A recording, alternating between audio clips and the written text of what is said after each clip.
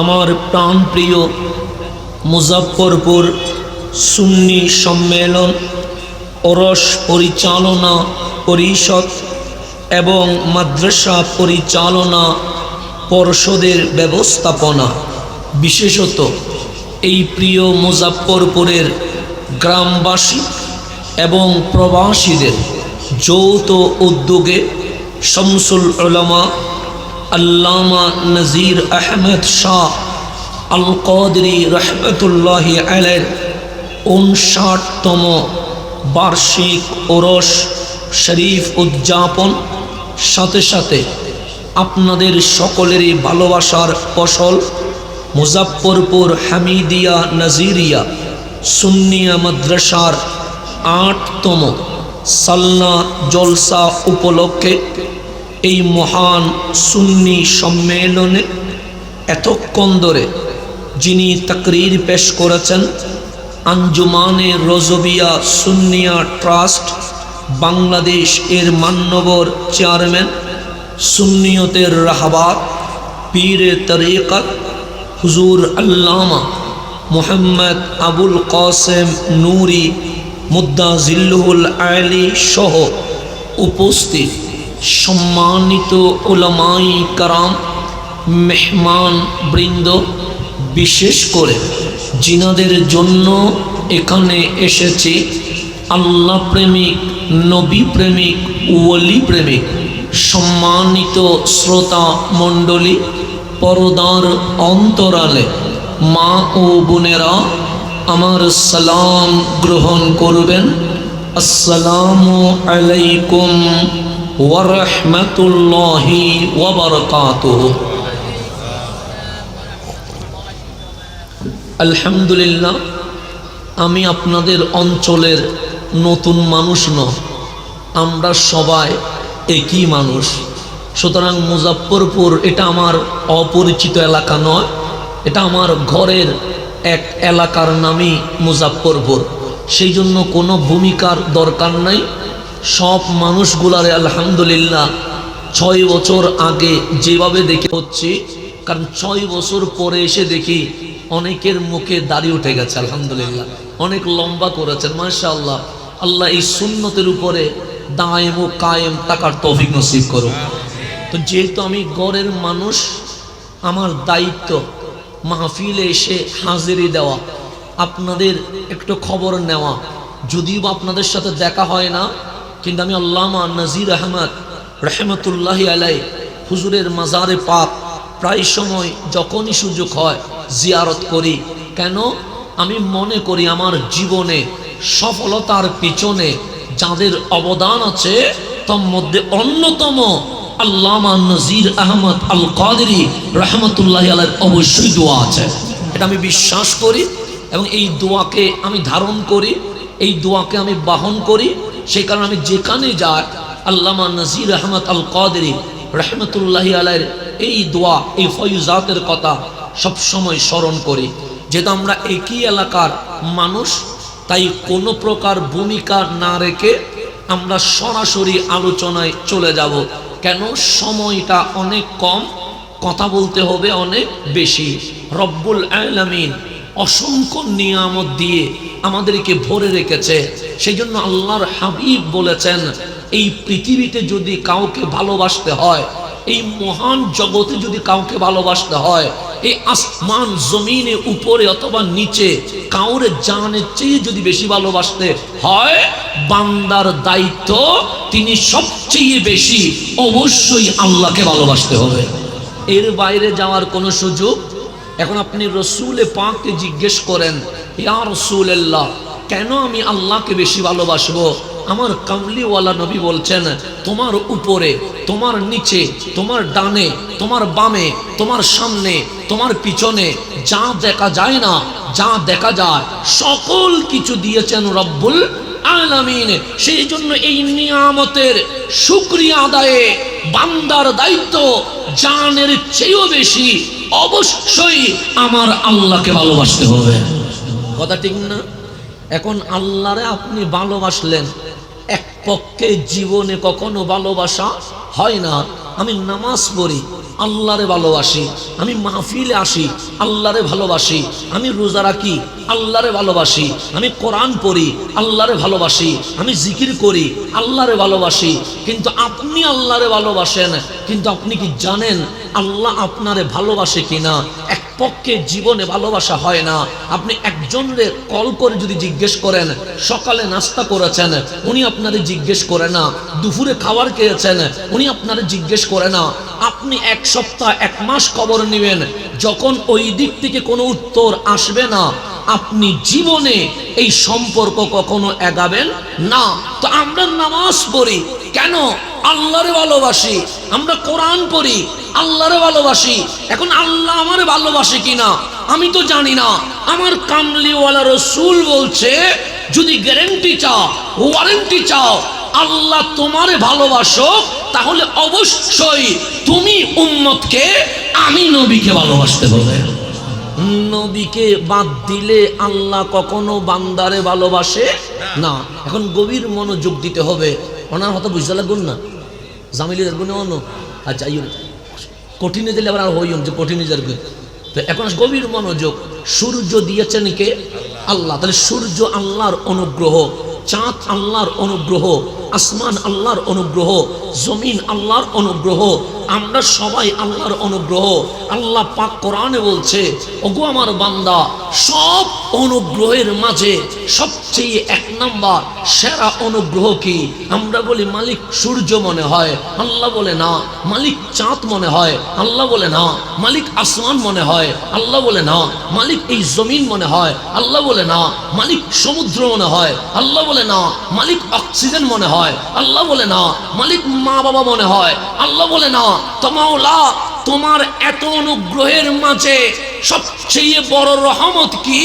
আল্লাহ বলছে, লাকাদ মান্নাল্লাহু আলাল মুমিনিনা ইয বাআসা ফীহিম রাসূলা। সবচেয়ে বড় নিয়ামত হচ্ছে আমি আল্লাহ তোমাদের মাঝে আমার হাবিবুল্লাহকে দিয়ে দিয়েছি। তাহলে এখন বলেন, আমার নবীর চেয়ে বড় নিয়ামত এই জমিনে আর কিছু হতে পারে? এখন আপনারা সবাই মিলে আমার সাথে বলবেন আল্লাহ। বলেন, সবাই বলেন আল্লাহ, সবাই বলেন। তা আল্লাহ যখন বলছেন, জিহ্বা নিচে লাগে নাই, জিহ্বা মাঝখানে লাগে নাই, জিহ্বা লাগছে সবার উপরে। আপনার আল্লাহ বলতে জিহ্বা কি নিচে লাগছে? লাগে নাই। মাঝখানে লাগছে? লাগে নাই। টুটের লাগছে? লাগে নাই। মারির সবার উপরে আল্লাহর শব্দ উচ্চারণ করতে হয়। মালিক বলে, আমার নাম উচ্চারণ করে দেখেছিস? আমরা বললাম হা। সে নিচে কি জিহ্বা লাগে? আমরা বলি লাগে না। মাঝখানে লাগে? আমরা বলি লাগে না। লাগে কোথায়? সবার উপরে। সেই জন্য আমরা বলি আল্লাহু আকবার। আল্লাহ বলে, যেমনি ভাবে আল্লাহরে আকবর বলিস, আল্লাহ নাম উচ্চারণ করতে জিহ্বা নিচে নয়, মাঝখানে নয়, উপরে। কেন? তিনি লা ইলাহা ইল্লাল্লাহ, সব ওনার নিচে, উনি আল্লাহ সবার উপরে। কথা ঠিক নেই? তাহলে সেই জন্য লা শরীক আল্লাহর নাম নিতে জিহ্বা কোথাও আটকায় না, ডাইরেক্ট উপরে আটকে যায়। এখন সবাই বলেন মুহাম্মদ। আপনারা বলেন মুহাম্মদ। স্টেজে বলতে হবে তা না, আপনারা বলবেন মুহাম্মদ। তো মুহাম্মদ বলতে গেলে জিহ্বা নিচে থাকে। সর্বপ্রথম মু বলতে জিহ্বা কোথা? নিচে। কিন্তু মুহাম্মদ দালে যখন থেমে গেছেন, জিহ্বা উপরে আটকে গেছে। যেখানে আল্লাহ বলছিলেন আমার নবীর নাম উচ্চারণ করতে গিয়ে জিহ্বা আল্লাহ উচ্চারণের জায়গায় থেমে গেছে। তো আল্লাহ নাম নিতে জিহ্বা কোথাও লাগে না, উপরে গিয়ে লাগে। নবীর নাম নিতে জিহ্বা নিচ থেকে উপরে গিয়ে লাগে। কেন? আল্লাহ বলতে লা শরীক লা, আল্লাহর উপরে কিছু নাই, সব আল্লাহর নিচে। আর যে হাবিবকে দিয়েছি মুহাম্মদ, ওই নাম বলতে জিহ্বা প্রথমে নিচে, এরপর উপরে উঠে। কেন? আমার রসুল এই জমিনে এসে সম্পদ করার জন্য আসে নাই, এমপি হওয়ার জন্য আসে নাই, মন্ত্রী হওয়ার জন্য আসে নাই, ব্যারিস্টার হওয়ার জন্য আসে নাই। আমার নবী এই জমিনে এসেছে নিচের বান্দাদেরকে উপরের আল্লাহর সাথে সম্পর্ক করিয়ে দেওয়ার জন্য।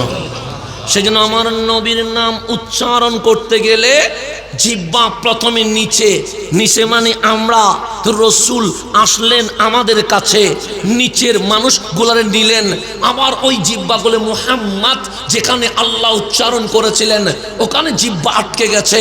কেন? আমার রসুল বলে, ওগো আমার বান্দা, তোমাদের, ওগো আমার উম্মত, তোমাদেরকে কক্সবাজার নিতে আসি নাই, সেন্ট মার্টিন নিতে আসি নাই, আফ্রিকা নিতে আসি নাই, নেপালের হিমালয় নিতে আসি নাই, মিশরের নীল নদী নিতে আসি নাই। আমি রসুল তোমাদেরকে মাওলার কাছে নিয়ে জান্নাতি বানানোর জন্য চলে এসেছেন। তাহলে এখন গভীর মনোযোগ। তাহলে রসুল আমাদের দরকার আছে না নাই? আছে। আমার নবীর চেয়ে সেরা নিয়ামত এই জমিনে আর কিছু হতে পারে না। এখন গভীর মনোযোগ। আমারও জন্ম হয়েছে, আমি এসেছি খালি হাতে। আমার বাবারও জন্ম হয়েছে, উনি এসেছেন খালি হাতে। এই দুনিয়ায় এমপি, মন্ত্রী, রাষ্ট্রপতি, ওনাদেরও জন্ম হয়েছে, এসেছেন খালি হাতে। যেতে হবে আবার খালি হাতে, আসা খালি, যাওয়া খালি। কিন্তু আল্লাহ কোরআনে বলছে পৃথিবীতে একজন জাত আছে যিনি খালি হাতে আসে নাই। মাওলা, আমি কি খালি হাতে আসি নাই? আল্লাহ বলে হ্যাঁ, তুই খালি হাতে এসেছিস। আমার বাবা কি খালি হাতে আসে নাই? আল্লাহ বলে হ্যাঁ। রাষ্ট্রপতি কি খালি হাতে আসে নাই? আল্লাহ বলে হ্যাঁ। ব্যারিস্টার কি খালি হাতে আসে নাই? আল্লাহ বলে হ্যাঁ। মুখ্য সচিব কি খালি হাতে আসে নাই? আল্লাহ বলে হ্যাঁ। তো আমাদের চোখে সবাই তো এসেছে খালি, যাবে আবার খালি। তুমি বলো একজন আছে খালি হাতে আসে নাই, উনি কে? আমার আল্লাহ বলে তিনি কে জানিস? আমরা বলি কে? ওয়াল্লাযী জাআ বিসিদকি, তিনি তোমার নবী রাহমাতুল লিল আলামিন, যিনি খালি হাতে আসে নাই, দুই হাত দিয়ে লৌহে মাহফুজের কোরআন ধরে মা আমেনার ঘরে চলে এসেছে। তাহলে আমার নবী, এখানে মাঝখানে ডিস্টার্ব করার দরকার কি? মাহফিলে ডিস্টার্ব করার ঠিক না।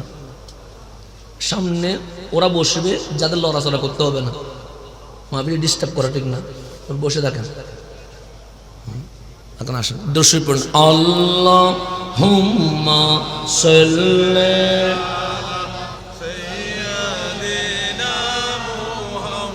নাবিয়ানা।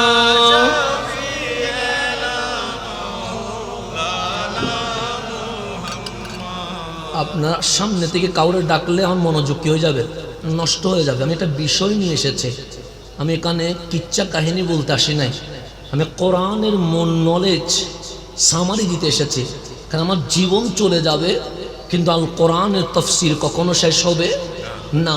আমরা যখন মিশরে গিয়েছি, আমার তখন ইচ্ছে হয়েছে যে থিসিস কিভাবে লিখে, একজন যে এমফিল করে, পিএইচডি করে, ওনার গবেষণা দেখব।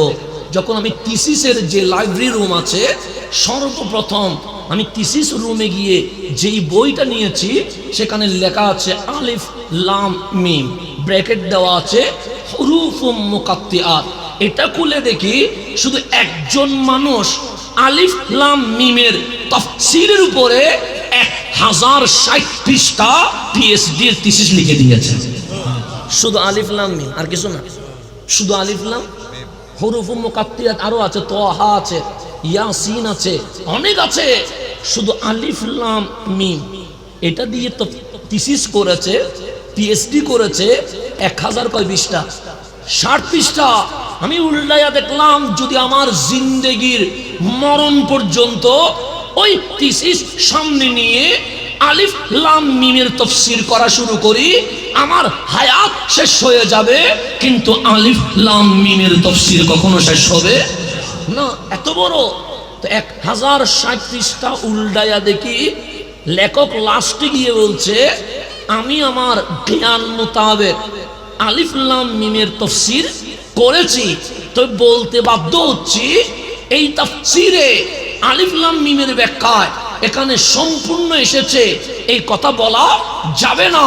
এই তাফসীর আলিফ লাম মিমের মূল তাফসীর আল্লাহ এবং রাসূলই ভালো জানে।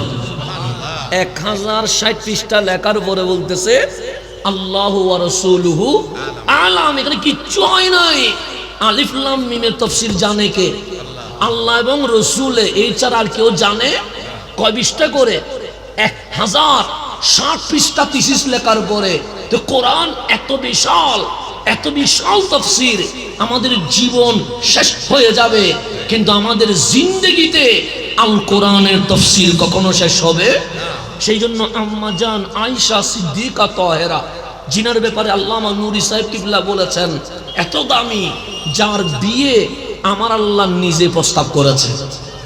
আপনার বিয়ের প্রস্তাব তো আল্লাহ করে নাই, আমার বিয়ের প্রস্তাব তো আল্লাহ করে নাই।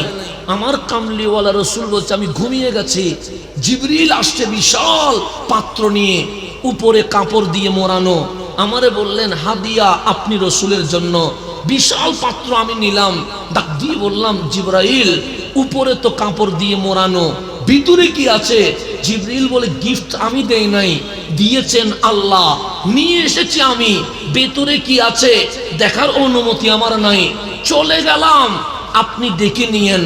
আমার কামলিওয়ালা রসুল বলেন, জিবরিল চলে গেছে, আমি কাপড় সরায়া দেখি ওই পাত্রের ভেতরে মুসলিম উম্মার মা আম্মা জান আয়েশা সিদ্দিকা বসে আছে। আমার রসুল বলছে, আমি দেখতেছি পাত্রে কি বসে আছে? আয়েশা বসে আছে। রসুলের পাক বলছেন, আমার ঘুম ভেঙে গেছে, ইস্তেকাইতো, আমি ঘুম থেকে উঠে গেলাম, আল্লাহরে জিজ্ঞেস করলাম, মালিক এ পাত্র পাঠাইলা, ভিতরে দেখি আয়েশা বসে আছে, কি বুঝাইলেন?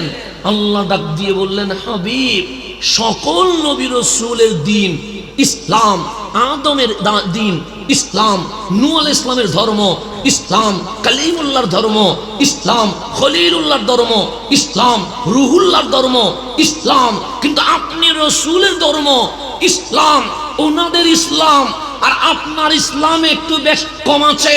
কি? ওনাদের ইসলাম অপরিপূর্ণ, আর আমার হাবিবের শান হচ্ছে, হাবিবের হাত ইসলামের সাথে যখন লেগে গেছে, ইসলাম অপরিপূর্ণ থাকবে না। আল-ইয়ুম আকমালতু, হাবিবের হাতে আজ ইসলাম পরিপূর্ণ হয়ে যাবে। তাহলে অপরিপূর্ণ ইসলাম পরিপূর্ণ হচ্ছে রহমতুল্লিল আলামিনের হাতে। এখন ছেলেও মানুষ, মেয়েও মানুষ। ছেলের ফতোয়া আমি বলতে পারবো, কিন্তু আমার মাদের অনেক ফতোয়া আছে যেগুলো আমার পক্ষে উচ্চারণ করা ঠিক হবে না। মাকে বলতে পারবো না, বোনকে বলতে পারবো না। তো মহিলাদের যে 50% শরীয়ত, এটা কার মাধ্যমে বাস্তবায়ন হবে? আল্লাহ বলে, আমার হাবিব আয়েশারে বলবে, আর আয়েশা কুল কায়নাতের মুসলিম জাহানের মহিলাদেরকে বলে দিবে। তা আম্মা জান আয়েশা থাকলে ইসলাম পরিপূর্ণ, আম্মা জান আয়েশা না থাকলে ইসলাম অপরিপূর্ণ। তো ইসলাম পরিপূর্ণ করার জন্য আল্লাহ যারে যাচাই করে নিয়েছেন, বাছাই করে নিয়েছেন, ওনার নাম আম্মা জান আয়েশা সিদ্দিকা তাহেরা রাদিয়াল্লাহু তাআলা আনহা। এত দামি, জিনার বিরুদ্ধে শুধু একজনে একটা কথা বলেছে। কয়টা কথা? মানুষের বিরুদ্ধে মানুষ বলে না, বলবে, স্বাভাবিক বিষয়। আমার বিরুদ্ধে কেউ বলবে, আমি অন্যজনের বিরুদ্ধে বলবো, স্বাভাবিক। তা আমার বিরুদ্ধে যদি কেউ বলে, কোরআনের কোন আয়াত কি নাজিল হবে? আমি যদি আপনার বিরুদ্ধে বলি, কোরআনের কোন আয়াত নাজিল হবে না। আম্মা জান আয়েশার বিরুদ্ধে মুনাফিকের সর্দার শুধু একটা তুহমত দিয়েছে, আমার আল্লাহ ডাক দিয়ে বললেন, হাবিব আপনি প্রতিবাদ করবেন না, আপনি ঘরে বসে থাকেন, রেস্ট নেন, আয়েশার পক্ষে আমি আল্লাহ কথা বলতে প্রস্তুত আছি। জিনার বিরুদ্ধে কথা বললে জবাব দেখে আল্লাহ। তিনার নাম আম্মা জান আয়েশা। তো একটা যখন বলছে, আমার আল্লাহ শুধু বললে হইতো আয়েশা তাহেরা পবিত্রা বললে হইতো, কারণ সমালোচনা করছে কয়টা? একটা। আমার আল্লাহ একটার জবাবে আম্মা জান আয়েশা সিদ্দিকার শানে 10খানা আয়াত নাযিল করে দিয়েছে। তা দামি না অদামি? বেশি না কম? বেশি। উনি দিনেও রসুলকে দেখেছে, উনি রাতেও রসুলকে দেখেছে, উনি জিহাদের ময়দানেও রসুলকে দেখেছে, উনি 24 ঘন্টা রহমতুল্লিল আলামিনকে দেখেছে। তো ওনাকে সাহাবায়ে কেরাম জিজ্ঞেস করছে, ওগো মা আমার নবী কার মতো? তো মা বিপরীতে জিজ্ঞেস করছে, এই জমিনে সবচেয়ে সুন্দর পুরুষের নাম কি? সাহাবায়ে কেরাম বলে, ওহুয়া ইউসুফ আলাইহিস সালাম। এই দুনিয়ায় অতুলনীয় সুন্দর পুরুষের নাম সৈয়দুনা ইউসুফ আলাইহিস সালাম। তা আম্মা জান আয়েশা বলছে, এটা কেমনে বললা? সে কোরআনে আছে। সৌন্দর্যের উদাহরণ কি? সে মিশরের রমণীরা সুন্দরীরা ইউসুফের সৌন্দর্য দেখে বিবেক হারিয়ে ফেলেছিল। হাতে কমলা কাটতে গিয়া কখন সে হাত কেটে ফেলেছে এটাও বলতে পারে নাই। তখন আম্মা জান আয়েশা সিদ্দিকা তাহেরা রাদিয়াল্লাহু তাআলা না বলছে, ওয়াল্লাহ, খোদার কসম, যেই মিশরের রমণীরা ইউসুফকে দেখে কমলা কাটতে গিয়ে হাত কেটে ফেলেছে, আমি আয়েশা আমার নবীর যে সৌন্দর্য দেখেছি, ওই সৌন্দর্য মিশরের ওই রমণীরা দেখলে হাত নয়, কখন যে গলা কেটে ফেলতো এটাও বলতে পারতো না। তাহলে আমার নবীর চেয়ে সুন্দর আর কেউ আছে? নাই। তখন আম্মা জান আয়েশাকে জিজ্ঞেস করছে, বলেন না নবী কার মতো? আম্মা জান আয়েশা বলে, সূর্যের মতো বললে কম হয়ে যাবে, চাঁদের মতো বললে কম হয়ে যাবে, আসমানের মতো বললে কম হয়ে যাবে। কারণ যেই নবী মুসার মতো নয়, যেই নবী খলিলুল্লাহর মতো নয়, যেই নবী রুহুল্লাহর মতো নয়, সেই নবী কখনো তোমাদের মতো হতে পারে না। তখন আম্মা জান আয়েশা সিদ্দিকা তাহেরা বলছেন, তোমাদের হাতে কি কোরআন আছে? হ্যাঁ কোরআন আছে। কয় পারা?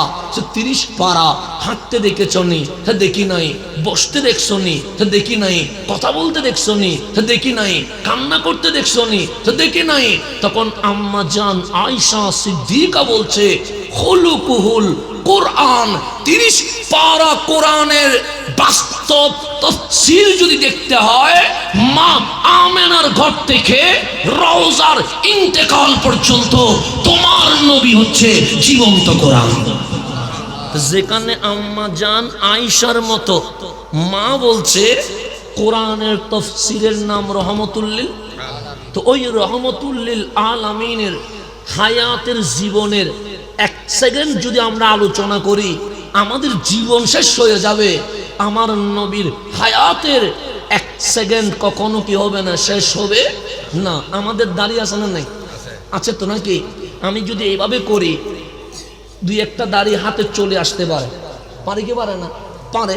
তা আমি যদি আপনারা বলে এদিকে আসেন, আমার এইভাবে করতে গিয়ে দাড়ি চলে এসেছে 2টা, এগুলা নেন, আপনারা গিফট করলাম। জীবনে কেউ গিফট নিবেনি, মনে মনে গালি দিয়ে বলবে, এত জুব্বা তো দিতে পারতো, পাঞ্জাবি তো দিতে পারতো, 200টা টাকা তো দিতে পারতো। বেটা মুখ থেকে চলে আসা 2টা দাড়ি আমাকে দিছে, কত দূর গিয়ে ফেলে দিত। কথা ঠিক না? আমারে দিলে আমিও ফেলে দিব, আপনারে দিলে আপনিও ফেলে দিবেন। কামলিওয়ালা রহমতুল্লিল আলামিন মসজিদ নববীর চত্বরে দেওয়ালে হেলান দিয়ে বসে আছে, সাহাবায়ে কেরাম পাশে বসা। আমার রহমতুল্লিল আলামিন দাড়ি মোবারক এভাবে করলেন, 2টা দাড়ি মোবারক হাতে চলে এসেছে, ডাক দিয়ে বলেন, ইয়া আবু বকর, হে আমার আবু বকর, তাল এদিকে এসো। সিদ্দিক নবীর কদমে আসলেন। আমার নবীজি বললেন, আমার 2টো দাড়ি মোবারক আমি আমার আবু বকরকে গিফট করে দিয়ে দিয়েছি। তাহলে আমার কামলিওয়ালা দাড়ি মোবারক পাইছে কে? সিদ্দিকে আকবর। ডাক দিয়ে বলেন, ওগো আবু বকর, খুশি নি? সিদ্দিক হাসি দিয়ে বলে, আমি তো চাই চুল থেকে নখ পর্যন্ত পুরাটা করে নিয়ে যাইতাম, তো পুরাটা নিতে না পারলেও পুরাটার একটা অংশ দাড়ি তো পাইছি, এটাই আমার জীবনে অনেক। খুশি হয়ে ঘরে চলে গেছে। ঘরে যায়া যেই রুমে সবচেয়ে দামি জিনিস থাকে, ওই রুমে কামলিওয়ালার দাড়ি মোবারক বিশাল সুন্দর গামছার মধ্যে পেঁচায়া সবার উপরে রেখে গদরের দরজায় তালা মেরে দিয়েছে। কেন? সে নবীজির দাড়ি যে রুমে আছে, এই রুমে অন্য কারো প্রবেশের কোনো অধিকার নাই। এখন তালা মারা, চাবি আছে সিদ্দিকে আকবরের হাতে, ওই রুমে আর কারো কেউ যাওয়ার কোনো সুযোগ আছে? নাই। এর পরের দিন সিদ্দিক যখন বের হচ্ছে, দেখলেন যেই রুমের ভেতরে আমার নবীর দাড়ি মোবারক আছে, ওই রুমে কে যেন কোরআন তেলাওয়াত করছে। সিদ্দিক বলে, কিরে রুমে তো কেউ নাই, রুমের ভেতরে কে? উনি তালা খুললেন, ভিতরে গিয়ে দেখে কেউ নাই, আওয়াজ বন্ধ হয়ে গেছে। মনে মনে ভাবলেন হয়তোবা কানের মধ্যে কোরআনের এমনি আওয়াজ আসছে, চলে গেছে সেদিন। তারপরের দিন আবার বের হচ্ছে, দেখলেন কে যেন কোরআন পড়ছে, ভিতরে গিয়ে দেখে কেউ নাই। এরকম 7 দিন চলে গেছে। সিদ্দিক আকবর টেনশনে পড়ে গেছে, আমার এই রুমে কোরআন পড়ে কে, ভিতরে ঢুকলে তো কেউ নাই। দৌড় দিয়া গেলেন কামলিওয়ালা রসুলের দরবারে, ডাক দিয়ে বললেন নবী গো, আমার সাথে কি যেন ঘটনা ঘটছে। যে কি ঘটনা ঘটছে? আমার একটা রুম আছে, যেই রুমে সবচেয়ে দামি জিনিস স্বর্ণ আছে, দেরহাম আছে, আশরাফি আছে, ওই রুমে কেউ যাওয়ার কোনো সুযোগ নাই। কেন? দরজায় তালা মারা, চাবি তো আমার হাতে। কিন্তু 1 সপ্তাহ ধরে আমি শুনছি ওই রুম থেকে কে যেন কোরআন তেলাওয়াত করছে। আমার নবী ডাক দিয়ে বললেন, আবু বকর, শুধু কি স্বর্ণ আছে? সে না। শুধু কি চাঁদি আছে? সে না। শুধু কি আশরাফি আছে? সে না। শুধু কি স্বর্ণ মুদ্রা আছে? সে না। আপনি রসুল 1 সপ্তাহ আগে যে 2টা দাড়ি মোবারক দিয়েছিলেন, ওগুলো ওই রুমে সবার উপরে রেখে দিয়েছি। কামলিওয়ালা হাসি দিয়ে বলেন, কোন ব্যক্তি কোরআন পড়ে নাই, আমার দাড়ি মোবারক কোরআন পড়তে শুরু করে দিয়েছে। তো ওই দাড়ি নিয়ে যদি আলোচনা করি আমাদের জীবন চলে যাবে, কিন্তু আমার নবীর দাড়ি মোবারকের ফজিলত কখনো শেষ হবে না। আমার নবীর এক একটা চুল মোবারকের শান কখনো জীবনে বর্ণনা করে শেষ হবে না। এটার নাম রহমতুল্লিল। আম্মা জান আয়েশা সিদ্দিকা তারা বলছে, পুরা কোরআনের প্র্যাকটিক্যাল কোরআনের নাম রহমতুল্লিল আলামিন। আমার নবী যেহেতু তাফসীর, এখন বলেন কোরআনের তাফসীর কি ছোট না বড়? বড়। মা আমেনার ঘর থেকে আমার নবীর ইন্তেকাল 63 বছর। এই 63 বছর হচ্ছে কোরআনের তাফসীর। এই তাফসীর যদি আমরা স্টাডি করি আমাদের জীবন শেষ হয়ে যাবে। সূরা বাকারার তাফসীর কখনো শেষ করা সম্ভব হবে না। তা আল্লাহ যেন আমাদেরকে অন্তত অল্পতে হলেও আল কোরআনের সামারি বোঝার জন্য তৌফিক নসিব করে। এখন সামনের দিকে যাই, গভীরভাবে খেয়াল করবেন। আমার নবী কি খালি হাতে আসছে না কোরআন নিয়ে আসছে? ওয়াল্লাযী জাআ বিসিদকে, তোমার নবী আসছে সত্য নিয়ে। সত্যের নাম কি? কোরআন। সেই জন্য আমি মিথ্যা বলি মাঝে মাঝে, আল্লাহর কসম করতে হয়। আপনিও মাঝে মাঝে মিথ্যা বলেন, বিশ্বাস না করলে কসম করতে হয়। কসম না করলে মানুষ বিশ্বাস করে না, কসম করলে মানুষ কি করে? বিশ্বাস করে। কথা ঠিক না? তা আল্লাহ কি মিথ্যা বলতে পারে? আমরা বলি আল্লাহর কসম, আল্লাহ কিসের কসম করবে? আমরা বলি আল্লাহর ইজ্জতের কসম, তো আল্লাহ কিসের কসম করবে? সেজন্য বান্দা মিথ্যা বলে, সেজন্য কসম করতে হয়। কোরআনে আল্লাহ নিজের কথা বলেছে, কুল হু আল্লাহু আহাদ, কসম করে নাই। আল্লাহ ইকরা বিইসমি রাব্বিকাল্লাযী খালাক, কসম করে নাই। আকিমুস সালাহ, কসম করে নাই। ওয়া আতুজ যাকাত, কসম করে নাই। কুতিবা আলাইকুমুস সিয়াম, কসম করে নাই। ওয়া বিল ওয়ালিদাইনি ইহসানা, কসম করে নাই। যে আল্লাহ কসমই করে না, সেই আল্লাহ কোরআনে বলছে ওয়াল ফজরি, ফজরের কসম। মালিক আমরা বলি আল্লাহর কসম, আপনি বলেন ফজরের কসম, আমরা তো বুঝতেছি না। আল্লাহ বলে তোরা কসম করিস অবিশ্বাসকে বিশ্বাস করানোর জন্য, আমি আল্লাহ কসম করি বিষয়টারে দামি করে দেওয়ার জন্য। এখন বলেন ফজরের মালিককে? আল্লাহই তো। আল্লাহ বলছে ওয়াল ফজরি, ফজরের কসম। জোহরের মালিক আল্লাহ, কিন্তু কোরআনে ওয়াজ জোহরে নাই। মাগরিবের মালিক আল্লাহ, কিন্তু কোরআনে ওয়াল মাগরিবে নাই। এশারের মালিক আল্লাহ, কোরআনে ওয়াল এশায়ে নাই। মালিক ওয়াল এশাই বলো নাই, ওয়াল মাগরিবে বলো নাই, ওয়াজ জোহরে বলো নাই। ওয়াল ফজরে যেহেতু বলেছো, ওয়াজ জোহরে বলা দরকার, ওয়াল মাগরিবে বলা দরকার, ওয়াল এশাই বলা দরকার। আল্লাহ বলে ওয়াল এশা বলবো না, ওয়াল মাগরিব বলবো না, ওয়াজ জোহরে বলবো না, বলবো ওয়াল ফজরি। কেন? ওই ফজরের সুবহে সাদিকে মা আমেনার ঘরে তোমার নবী লৌহে মাহফুজের কোরআন নিয়ে এই জমিনে তাশরীফ করার কারণে ফজর সবচেয়ে দামি হয়ে গেছে। তাহলে আল্লাহ আল্লাহ হইয়া বলছে ওয়াল ফজরি, কিসের কসম? ফজরের কসম। কেন? আমি তো আসছি জোহরে, আল্লাহ ওয়াজ জোহরে বলে নাই। আপনি তো আসছেন মাগরিবে, আল্লাহ ওয়াল মাগরিবে আসেন বলে নাই। আপনি আসছেন রাতে, আল্লাহ ওয়াল এশাই বলে নাই। কিন্তু হাবিব যখন ফজরে আসছে, আল্লাহ বলে সবাই আসছে খালি হাতে, কিন্তু আমার নবী আসছে লৌহে মাহফুজের কোরআন নিয়ে। সেই জন্য আমি আল্লাহ বলছি ওয়াল ফজরি, ফজরের কসম। এখন বলেন নবী দামি না অদামি, বেশি না কম? যার হাতে কোরআন আছে, যিনি লৌহে মাহফুজের কোরআন নিয়ে এসেছে, যে কোরআন কালিমুল্লাহ আনতে পারে নাই, যে কোরআন খলিলুল্লাহ আনতে পারে নাই, যে কোরআন রুহুল্লাহ আনতে পারে নাই, যে কোরআন নবীউল্লাহ আনতে পারে নাই, যে কোরআন রসুলুল্লাহ আনতে পারে নাই, সেই কোরআন ইমামুল আম্বিয়া রহমতুল্লিল আলামিন নিয়ে এসেছে। এখন বলেন আমার নবীর চেয়ে বড় বক্তা এই জমিনে আর কেউ হতে পারে? হতে পারে? পারে না। আমার নবীর চেয়ে বড় বক্তা এই জমিনে হতে পারে? আমরা তো আমার নবীর নাম দিয়ে চলি, এটা সত্য কথা। কামলিওয়ালা নাম দিয়ে চলি না আমরা? আমরা আহলে সুন্নাত ওয়াল জামাত। আমাদের বুকে নবী, আমাদের চোখে নবী, আমাদের হাতে ইয়া রাসূলুল্লাহ, আমাদের কদম বারবার যেতে চাই সোনার মদিনা। কথা ঠিক নেই?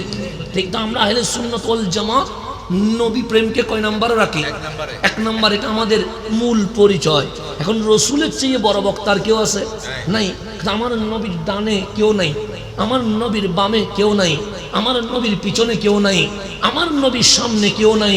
এত বড় বক্তা जिनार नाम इमामुल मुरसालिन, एत बड़ बक्ता जिनार नाम सैयदुल आम्बिया, एत बड़ बक्ता जिनार नाम रहमतुल्लिल आलामीन, एत बड़ बक्ता जिनि सुबहानाल्लाजी असरा बिअब्दिही मेराजे चले गेছে, एत बड़ बक्ता मूसा आलाइहिस सालामेर नबुवतेर सार्टिफिकेट, खलीलुल्लाहर नबुवतेर सार्टिफिकेट, आदम सफिउल्लाह থেকে ঈসা রুহুল্লাহ আলাইহিমুস সালামের সকলের নবুয়তের সার্টিফিকেট, যিনি সাইন না করলে, সত্যায়ন না করলে নবুয়ত সত্যায়িত হয় না, ওনার নাম রহমতুল্লিল। এখন আমার নবীর মাহফিলে মানুষ বেশি না কম? কম। নবীর মাহফিলে মানুষ কম। তা আল্লাহ বলছে ওয়াল্লাযী জাআ বিসিদকে, পৃথিবীতে একজন আছে যিনি রহমতুল্লিল আলামিন, খালি হাতে আসে নাই, সত্য নিয়ে এসেছে। সত্যের নাম কোরআন, সত্যের নাম জালিকাল কিতাবু লা রাইবা ফি, এটার নাম কি? সত্য। তো সত্য নিয়ে যখন এসেছে, আজকে ডানে একজন দাঁড়িয়ে আছে, উনি বলছেন উনি হক, আমি মাঝখানে দাঁড়িয়ে আছি, আমি বলছি আমি হক। বামে আরেকজন দাঁড়িয়ে আছে, উনি বলছেন উনি হক, পিছনে আরেকজন দাঁড়িয়ে আছে, উনি বলছেন উনি হক, ওই দিকে আরেকজন দাঁড়িয়ে আছে, উনি বলছেন উনি হক। এখন আপনি সাধারণ মানুষ, টুপিও দেখেন একরকম, দাড়িও দেখেন একরকম, পাঞ্জাবিও দেখেন একরকম। এই উত্তর আমি দিব না। গ্রুপিং কেন হবে? এই উত্তর আমার বাবা দিবে না। গ্রুপিং কেন হবে? এই উত্তর কোনো পীর মাশায়েখ দিবে না। কেন? আজ থেকে 1500 বছর আগে আমার নবী উম্মতকে বলে গেছে, আমার উম্মত 73 দলে ভাগ হয়ে যাবে। বলছে কি বলে নেই? বলছে। এখন 73 দল যদি না হয়, আপনার নবীর হাদিস সত্য হবে না মিথ্যা হবে? মিথ্যা হবে। নবীর হাদিস যদি মিথ্যা হয়, ইসলাম সত্য হবে না মিথ্যা হবে? মিথ্যা হবে। তা আপনি আজকে 1500 বছর পরে এসে জিজ্ঞেস করছেন এত দল কেন, এত গ্রুপিং কেন? এটা আমার না, এটা আমার বাবার না, এটা রহমতুল্লিল আলামিন দলে ভাগ হয়ে যাবে। তো ভাগ হওয়া ধর্মীয় উপদেষ্টা গেছে, এটা আমার দেখার দরকার নাই। বাইতুল মুকাররমের খতিব কার দলে, এটা আমার দেখার দরকার নাই। ইসলামিক ফাউন্ডেশনের চেয়ারম্যান কোন দলে, এটা আমার দেখার দরকার নাই। আমার রাসূল বলেছে 72 দল জাহান্নামে যাবে, ইল্লা মিল্লাতান ওয়াহিদা, একটা দল জান্নাতে যাবে। এখন 72 দল কই গেছে আমার দেখার দরকার নাই। যেই দল জান্নাতে যাবে ওই দলে আমরা আসি কিনা দেখা দরকার। কথা ঠিক নেই? এখন আমরা গবেষণা করছি এত দল হইল কেন? এখন গবেষণা হচ্ছে আমাদের এত দল হইল কেন, কোন দল এমপি হইতে পারবে। এখন গবেষণা করছি কোন দলে মানুষ বেশি হইল, আমরা গবেষণা করছি সচিব কোন দলে, আমলা কোন দলে, এগুলো নিয়ে গবেষণা। এগুলো তো গবেষণার বিষয় না। গবেষণার বিষয় হচ্ছে যেই দল জান্নাতে যাবে ওই দলে আমরা আসি কিনা। কথা ঠিক নেই? ওই দলে যদি আমরা না থাকি তাহলে জাহান্নামে যাব। কেন? 72 দল কোথায় যাবে? জাহান্নামে যাবে। আমি যদি হক বলি আমার কথা মানার দরকার নাই। ডানে যদি কেউ হক বলে ওনার কথা মানার দরকার নাই, বামে যদি কেউ হক বলে ওনার কথা মানার দরকার নাই, ওই দিকে কেউ যদি হক বলে ওনার দেখার দরকার নাই। কেন?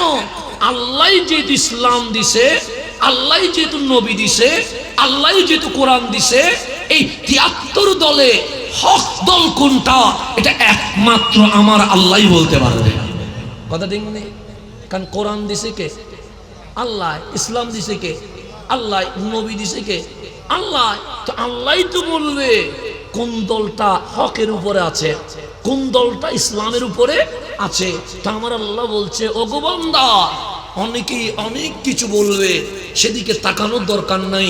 হক কোনটা আমি আল্লাহ বলছি, ওয়াল্লাযী জাআ বিসিদকে, তিনি এসেছেন সত্য নিয়ে, তিনার নাম রহমতুল লিল আলামিন। উনি কোন জামানায় আসছে? এই জামানায় তো না, এই জামানায় কেউ প্রকাশ্যে মদ খায় না, এই জামানায় কেউ বাজারে জেনা করে না, কিন্তু আমার নবী ওই জামানায় আসছে যেই জামানায় পানির মতো মানুষ মদ খায়। আমার নবী ওই জামানায় আসছে যেই জামানায় মানুষ অপেল্লি জেনা করে। আমার নবী ওই জামানায় আসছে যেই জামানায় মানুষ খানায়ে কাবার সামনে কাপড় খুলে ফেলে। এটার নাম জুলুমাত, অন্ধকার যুগ, এটার নাম জাহেলিয়ত, মূর্খতার যুগ। তা আমার নবী যখন আসলেন, একদিকে নবী নাম সত্য, আরেকদিকে জাতি নাম মিথ্যা।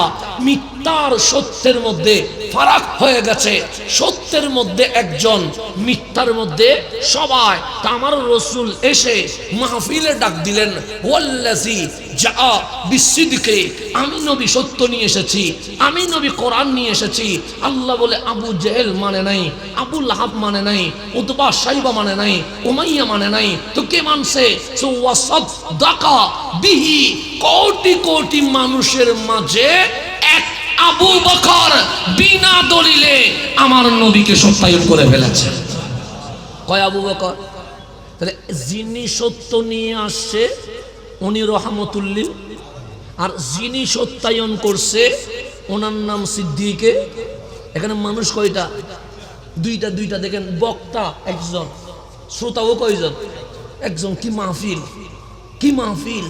আপনি দুইজন হইলে মানবেন? মানবেন না। কিন্তু আল্লাহ কোরআনে বলছে, আমার মাহফিলের কথা আল্লাহ কোরআনে বলে নাই। আমার বাবার মাহফিলের কথা আল্লাহ কোরআনে বলে নাই, কিন্তু আমার নবীর মাহফিল। বক্তাও একজন, শ্রোতাও, মাইকও নাই, সাউন্ড বক্স নাই, প্যান্ডেল নাই, লাইট নাই, খোলা মাঠে মাহফিল চলছে। আসছে কয়জন?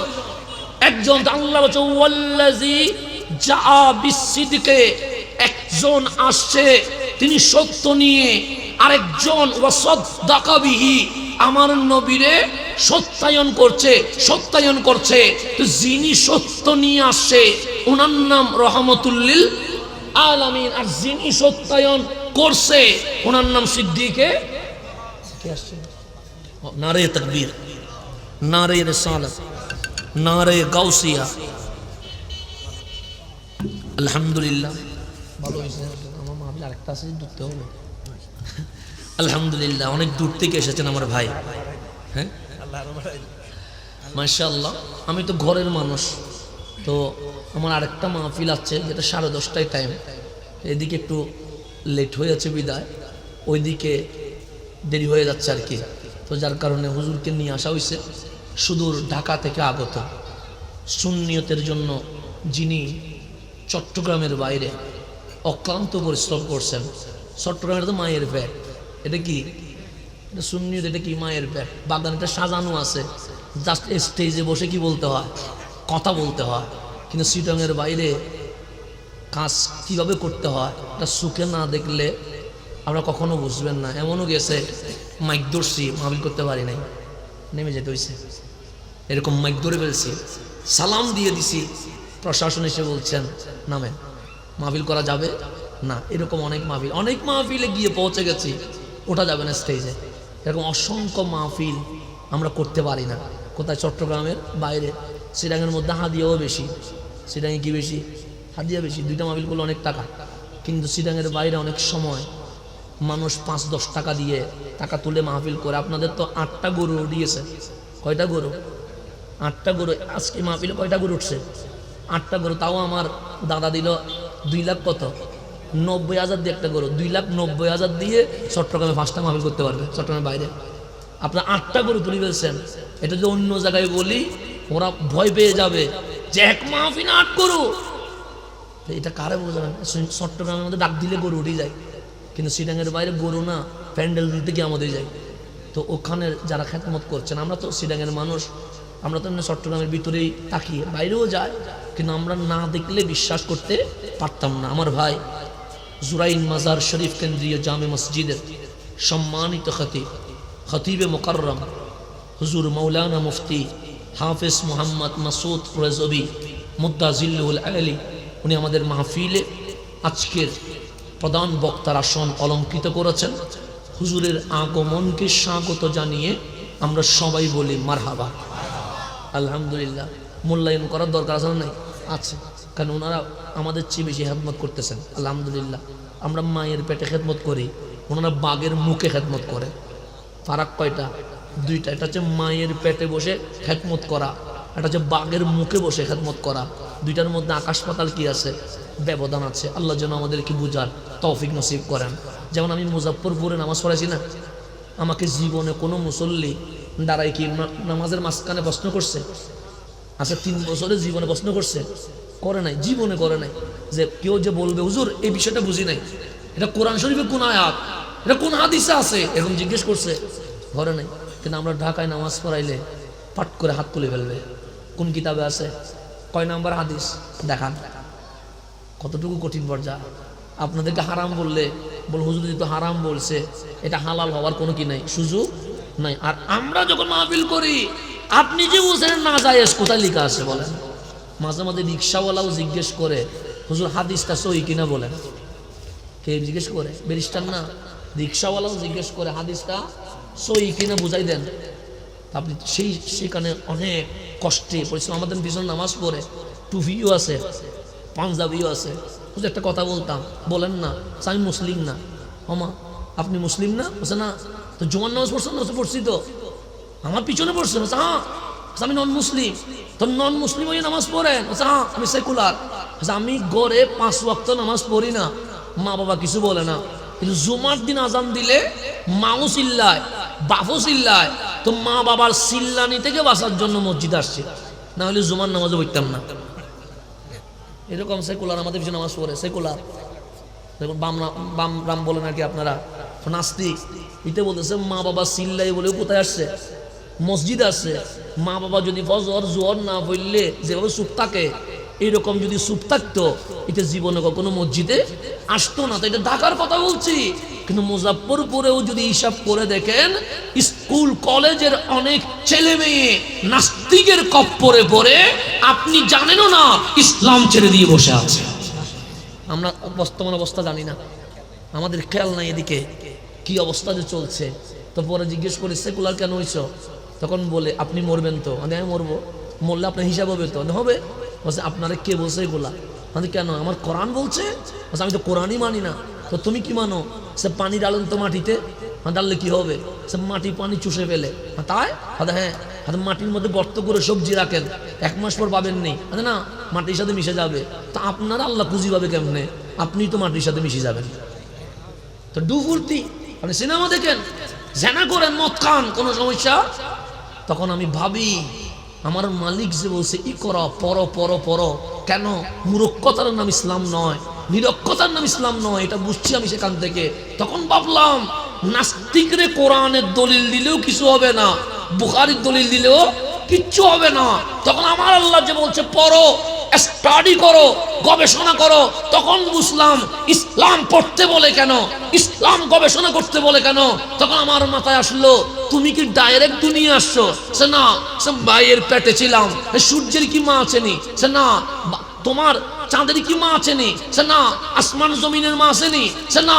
তো ওদের মা নাই, তোমার মা আছে, তোমার মায়ের পেটে আনছে। বলো মায়ের পেটে রুটি দিলে রুটি কি তাকে? সে না। ভাত কি তাকে? সে না। সবজি কি তাকে? সে না। এটা গোবর হয়ে প্রসেসিং হয়ে বের হয়ে যায়। আমি তুমি কইছিলা সে মায়ের পেটে কয় মাস? তো 10 মাস। জিন্দা না মরা? সে জিন্দা। পেটটা বড় না ছোট? সে ছোট।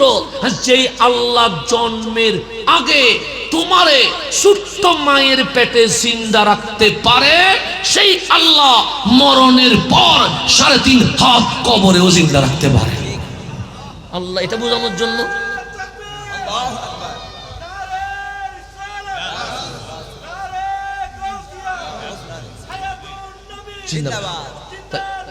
তাহলে এখন গভীর মনোযোগ দেখেন, মানুষ সেকুলার হয়ে যাচ্ছে নামাজ পড়ে, কিন্তু মা বাবারে বুঝ দেওয়ার জন্য কিন্তু আসলে ধর্ম মানে।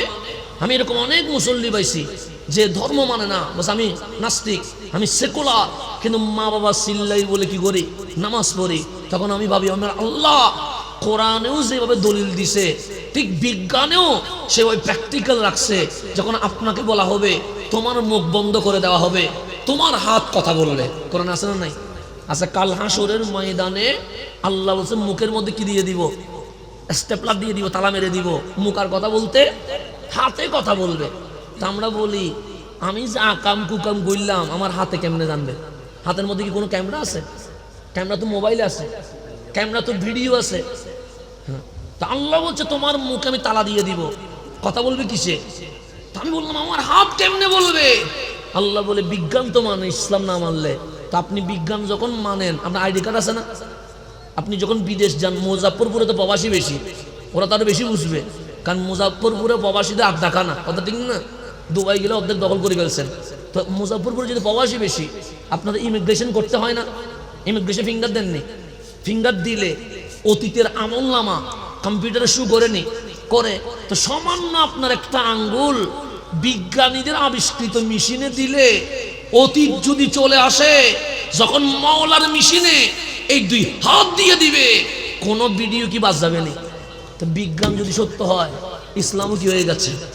সত্য হয়ে গেছে। কিন্তু আমরা বিজ্ঞান আর ইসলামকে আলাদা করে দিয়েছি। আমরা মোল্লারা ফতোয়া দিয়েছি বিজ্ঞান পড়া হারাম, হারাম ফতোয়া দিতে দেরি নাস্তিক বিজ্ঞান নিয়ে চলে গেছে। আমরা ফতোয়া দিয়েছি সাধারণ শিক্ষা হারাম, এটা রামবামে নিয়ে গেছে। আমরা ফতোয়া দিয়েছি মিডিয়া হারাম, এটা আজকের বুদ্ধিজীবী নামক নাস্তিকরা ধরে নিয়েছে।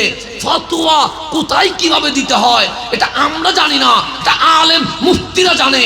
মুফতিদের বিষয় যখন আমরা নিয়েছি, এখন জ্ঞান ও বিজ্ঞান তারা দখল করে ফেলেছে। সেজন্য ফতোয়া দেওয়ার সময় একটু সাবধানে কি দিতে হবে, ফতোয়া দিতে হবে। আল্লাহ যেন বুঝার তৌফিক নসিব করেন। বাস আমার কথা শেষ। আমার রসুল একজন, যিনি সত্যায়ন করেছেন, ওনার নাম কি সিদ্দিকে আকবর। ওনার কাছে কি কোনো দলিল আছে? নাই। উনি বলছে আমার দলিলের নাম রহমতুল্লিল আলামিন। মেরাজ যে উনি মানছে, তখন কি কোনো বিমান আছে, হেলিকপ্টার আছে, রকেট আছে, বিদ্যুৎ আছে? কিছুই নাই। মানার মতো, বিবেকে ধরার মতো কিছুই নাই। কিন্তু উনি বলেছেন যদি আমার রসুল বলে সাদাকা, সত্য বলেছে, এর বাইরে যাওয়ার কোনো সুযোগ নাই। তো আল্লাহ বলছে সত্য নিয়ে এসেছে রহমতুল্লিল, সত্যায়ন করেছে সিদ্দিকে আকবর। এই আমার রসুল আর সিদ্দিকে আকবর, এই মেরু যেখানে মিলে গেছে, কিয়ামত পর্যন্ত ওই 2 মেরুতে যারা বীর করবে, উলাইকা হুমুল মুত্তাকুন, তারাই হক, তারাই মুত্তাকি, তারাই জান্নাতি হয়ে গেছে। এখন আপনি দেখেন আপনার দলের মধ্যে নবী আছে কিনা, নারী রাসূল আছে কিনা দেখেন। আপনি দেখেন সিদ্দিক আকবরের নবী প্রেম আপনার দলে আছে কিনা। যদি আপনার দলে থাকে আপনি হক, আর আপনার দলে যদি না থাকে আপনি কি না হক। বাস এখন ডানে হক বললো না হক বললো আমার দেখার দরকার নাই, পিছনে কি বললো আমার দেখা দরকার নাই। কারণ আজকের সুন্নি সম্মেলন থেকে আমাদেরকে দেখতে হবে এই 73 দলের ভেতরে আমার নবী কোন দলে আছে, সিদ্দিক আকবর কোন দলে আছে, ফারুক আজম কোন দলে আছে, উসমান জুন্নুরাইন কোন দলে আছে, মাওলা আলী কোন দলে আছে, ইমাম হুসাইন কোন দলে আছে, গাউসে আজম দস্তগীর কোন দলে আছে, খাজা আজমির কোন দলে আছে, শাইন শাহ সিরকুট কোন দলে আছে, গৌসুল আজম মাসমান্দারি কোন দলে আছে, শাহ জালাল কোন দলে আছে, শাহ পরান কোন দলে আছে, আমার ইমামে আহলে সুন্নাত গাজিয়ে দ্বীনে মিল্লাত আল্লামা হযরত আজিজুল হক শেরে বাঙ্গালা কোন দলে আছে। আমাকে দেখতে হবে আমার আল্লামা কাদরি সাহেব কেবলা কোন দলে আছে। আমাকে দেখতে হবে আল্লামা নজির আহমদ কাদেরী রহমতুল্লাহ আলাইহি কোন দলে আছে। যেই দলে ওনারা আছে ওই দলের নাম হক। ওই দলের নাম কি? হক। কেন? ওই দলে রসুলও আছে, সিদ্দিক আকবরও আছে। ওই দলে রসুলও আছে, আর সিদ্দিক আকবরের প্রেম যেই দলে নাই এই দলে কোটি মানুষ হইলেও হক হইতে পারে না। আপনি একদিকে কাবা আর একদিকে মদিনাওয়ালা, আপনি কোনটা নেবেন? সিদ্দিক বলে কাবা ছেড়ে দাও, আগে মদিনাওয়ালা নিয়ে না। কারণ ওইটা আপনার কাছে আছে কিনা দেখেন, যদি তাকে তাহলে আপনি আমি কি হয়ে গেছে? হক হয়ে গেছে। কারণ আল্লাহ বলছে ওয়াল্লাযী জাআ বিসসিদকি ওয়া সাদ্দাকা বিহি, একজন এসেছে কোরআন সত্য নিয়ে, আরেকজন সত্যায়ন করেছে। এখানে দুইজন, উলাইকা, এখানে হুমা বলে নাই, উলাইকা। এই দুই জাতের মিশনের মধ্যে, ভীষণের মধ্যে কিয়ামত পর্যন্ত যারা জামায়াত হয়েছে হুমুল মুত্তাকুন, তারাই মুত্তাকি হইয়া হক হইয়া জান্নাতুল ফেরদৌসের সার্টিফিকেট পেয়ে গেছে। তো রব্বে করিম আমাদেরকে যেন ওই দলের সঙ্গী হিসেবে কবুল করে নেন, আমিন। ওয়া আখির দাওয়ানা আনিল হামদুলিল্লাহি রাব্বিল আলামিন। আসসালামু আলাইকুম ওয়া রাহমাতুল্লাহি ওয়া বারাকাতুহু।